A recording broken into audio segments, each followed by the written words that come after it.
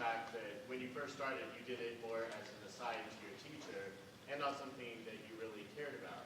How long did it take before you fell in love with the Dresden Files and actually were writing it because you loved it and wanted it to? It was about 30 seconds after she said, "This will sell." On account of I've been working for a long time. I mean, the Stormfront was the 8th novel that I wrote, and the ones that came before it were awful. They were terrible. I would not have made Osama bin Laden read those novels, because unlike the terrorists, I have a heart. Anyway. Yeah. You talked about getting to go see them recording the TV show. Have you ever gotten to see Marsters record the book? I have not gotten to see Marsters record the book, although I'm told he gets into it. He jumps up on tables and waves his arms and gets down on all fours and howls like a wolf and all kinds of stuff like that. So it seems quite intense.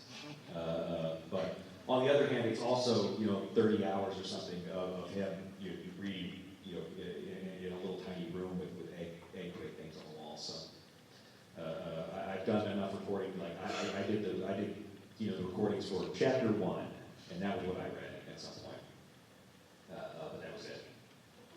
I've heard a couple of different stories about how you came up with the idea of the Lair series.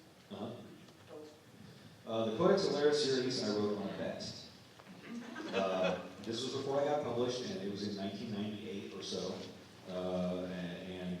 I was on the Del Rey Online Writers Workshop. And it was the first time they'd started up anything like that. And there was a bunch of writers there, and there was a mailing list for it.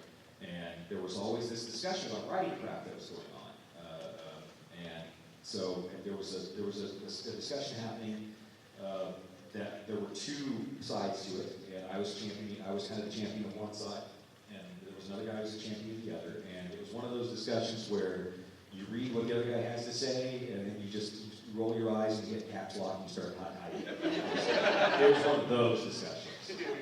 But anyway, the discussion that was going on was the concept of the presentation skill of the author versus the holy idea, capital H, capital I.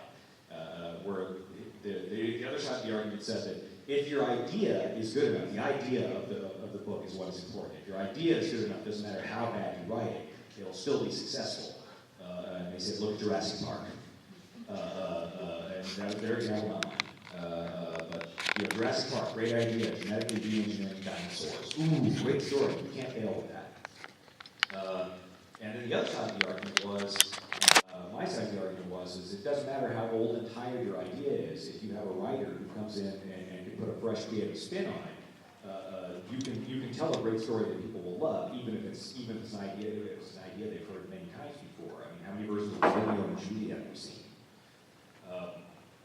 So that discussion went back and forth for a while, and finally the guy on the other side said, "You know what? I want you to put your money where your mouth is. I want you to let me give you a terrible idea and see you write a saleable book out of it." And being as I was young and not too bright, I looked back at him and said, "No, you know what? I tell you what, I want you to give me 2 terrible ideas, and I will use them both."